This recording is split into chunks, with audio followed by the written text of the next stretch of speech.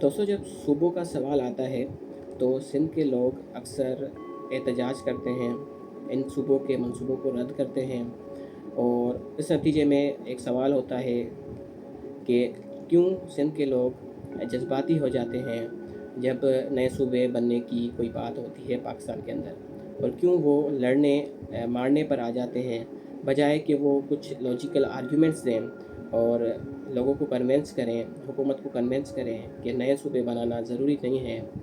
इसके बजाय वो इमोशनल हो जाते हैं, वो मरसूं मरसूं सिंध न देसूं के नारे लगाते हैं, वो सिंध को वतन मानते हुए, सिंध को माँ का दर्जा देते हुए वो बहुत ही इमोशनल हो जाते हैं।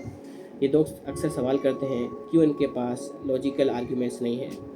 हालांकि सिंध के अदीब, दानिश्वर और स्कॉलर अपने लॉजिकल आर्ग्यूमेंट्स दे चुके हैं और आज भी दे रहे हैं, मगर मेन स्ट्रीम जो मीडिया है वो उन बातों को कोट नहीं करती और सोशल मीडिया पे वो बातें लिखी नहीं जाती, ना बताई जाती हैं। अगर जो लिखता है वो काफ़ी लोगों तक नहीं पहुंचती। तो इस मौजू पे मेरे भी एक दोस्त ने मुझसे सवाल किया कि क्या लॉजिकल आर्ग्यूमेंट्स हैं जिनकी बुनियाद पर सिंध चाहता है कि सूबे ज़्यादा नहीं बनाए जाए सिंध में। ऐसे तो काफ़ी सारे लॉजिकल आर्ग्यूमेंट्स हैं, मगर उनमें से 4-5 मैं चाहूँगा कि उन दोस्तों के सामने रखूँ जो ये समझते हैं कि सिंधियों के पास सिर्फ इमोशनल आर्ग्यूमेंट्स हैं, इमोशनल बातें हैं और लॉजिकल आर्ग्यूमेंट्स नहीं हैं। तो सवाल पहला ये आता है कि हमें नए सूबे चाहिए क्यों? क्या नए सूबे तरक्की की ज़मानत हैं? क्या जहाँ जहाँ दुनिया में नए नए सूबे बने हैं और जो एग्जिस्टिंग सूबे हैं उनको डिवाइड किया गया है, उनसे तरक्की हुई है? हम मिसाल लेते हैं अफ़गानिस्तान की, जहाँ पहले 20 सूबे थे, अब वहाँ पे 34 सूबे हैं, 34 प्रोविंसेस हैं, मगर उनकी तरक्की का हाल आपके सामने है। हम एग्जाम्पल लेते हैं सोमालिया की, जहाँ 20 मिलियन आबादी है और 18 सूबे हैं, मगर उनकी तरक्की का हाल आपके सामने है। हम बात करते हैं सूडान की, जहाँ 50 से 60 मिलियन आबादी है और वहाँ सूबे 18 हैं, और तो उनकी प्रोग्रेस की सूरत हाल आपके सामने है। तो ये बात तय करती है, ये आर्गुमेंट है कि सूबे ज़्यादा बनाना तरक्की की ज़मानत नहीं है, बल्कि तरक्की के पैरामीटर्स या तरक्की के रास्ते दूसरे भी हैं।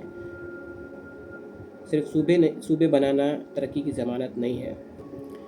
दूसरी बात ये कही जाती है कि सूबे नए बनेंगे और जो एरिया है वो डिवाइड होगा, गवर्नेंस बेहतर होगी, लोगों तक रसाई आसान हो जाएगी। तो इस पर मेरा सवाल है कि जब पाकिस्तान बना था तो पाकिस्तान के अंदर 40 डिवीज़न थे और अब तकरीबन 150 के करीब डिवीज़न है। तो फिर इनका क्या फ़ायदा? क्या ये छोटे छोटे एडमिनिस्ट्रेटिव यूनिट्स नहीं हैं जिनके ज़रिए हम गवर्नेंस को बेहतर कर सकते हैं, जिनके ज़रिए हम लोगों तक रसाई कर सकते हैं और लोगों तक रिसोर्सेज पहुंचा सकते हैं, फिर तो लोगों की खिदमत कर सकते हैं? क्या ये काफ़ी नहीं है? अगर ये काफ़ी नहीं है तो फिर इन डिवीजन्स का, इन डिस्ट्रिक्ट्स का क्या रोल है अगर आपको मज़ीद सूबे बनाने हैं? तीसरी बात जो कि हर एक पढ़ा लिखा इंसान समझ सकता है, वो ये कि पाकिस्तान पहले ही माशी बहरान से गुज़र रहा है। वफाक अक्सर ये रोना रोती है कि सूबे काफ़ी बजट ले लेते हैं और वफाक के पास बजट नहीं बचता।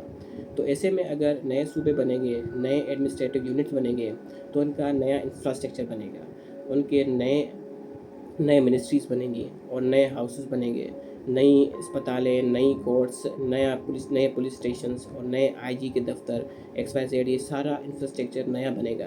तो इन सब का बजट कहाँ से आएगा? हालांकि ये मुल्क और वफाक पहले ही बजट में खसारे में है, पहले ही इकोनॉमिकल क्राइसिस से गुजर रहा है। तो ऐसे में अगर नए सूबे बनेंगे तो इन सब का खर्चा, इन सब का बजट, इन सब की मालियत कहाँ से अदा होगी? तो ये भी एक जेन्युइन क्वेश्चन है इस वक्त में कि जहां हम एक पहले ही इकोनॉमिक क्राइसिस से गुज़र रहे हैं, तो ऐसे में नए सूबों का क्या जवाब है?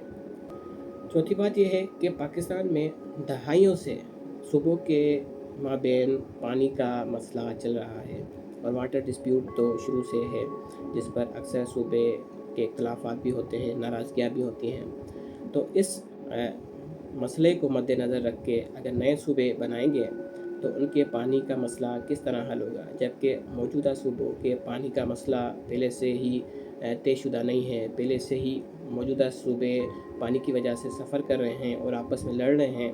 تو اس صورتحال میں نئے صوبوں کی تعمیر اور پھر ان کے پانی کا بندوبست کس طرح ہوگا، جس کی وجہ سے ہمیں لگتا ہے کہ نئے صوبے اگر بنائے جائیں گے تو ان کے بھی مابین یہی مسئلے جاری رہیں گے اور پاکستان کے اندر کانفلکٹس زیادہ بڑھیں گے، اور اس کے علاوہ بھی کافی سارے مسئلے جو ان صوبوں کے بننے کی وجہ سے وجود میں آئیں گے، جو پانی سے ریلیٹڈ ہوں گے۔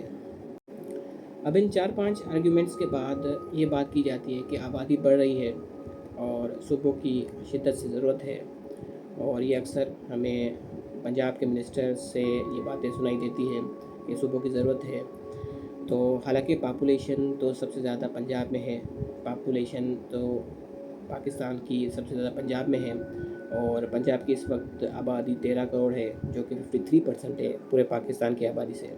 تو بہتر یہ نہیں کہ پہلے ہم پنجاب میں صوبے بنائیں، اگر ان کی رضامندی ہے، اگر وہ چاہتے ہیں، صوبوں کی ان کی اتنی خواہش ہے، تو بہتر نہیں جہاں پاپولیشن زیادہ ہے پہلے وہاں صوبے بنائے جائیں اور وہاں کی گورننس کو بہتر کیا جائے اور وہاں کی جو فیسلٹیز ہیں ان کو امپروو کیا جائے، کہ ہم ان صوبوں کو چھوٹا کریں جو پہلے سے ہی چھوٹے ہیں، پہلے ہی جہاں گورننس کا مسئلہ ہے، پہلے ہی جہاں انفراسٹرکچر کا مسئلہ ہے، پہلے ہی جہاں جو وسائل ہیں پورے نہیں ہیں۔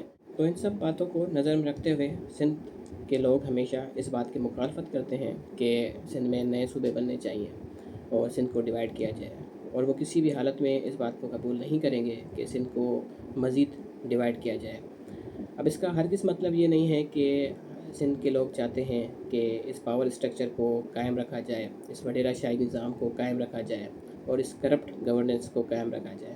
وہ ہمیشہ یہ چاہتے ہیں کہ یہ گورننس بہتر ہو، یہ کرپشن ختم ہو، اور یہ وڈیرہ شاہی جو کہ ایک ڈیزیز ہے، پیور کینسر ہے، وہ ختم ہو، مگر اس کے راستے اور بھی ہیں، اس کے راستے دوسرے بھی ہیں۔ اس کا ہرگز مطلب یہ نہیں ہے کہ اگر یہاں پہ مسائل ہیں تو ان کا فقط حل جو ہے وہ نئے صوبے بنانا ہے یا سندھ کو ڈیوائڈ کرنا ہے۔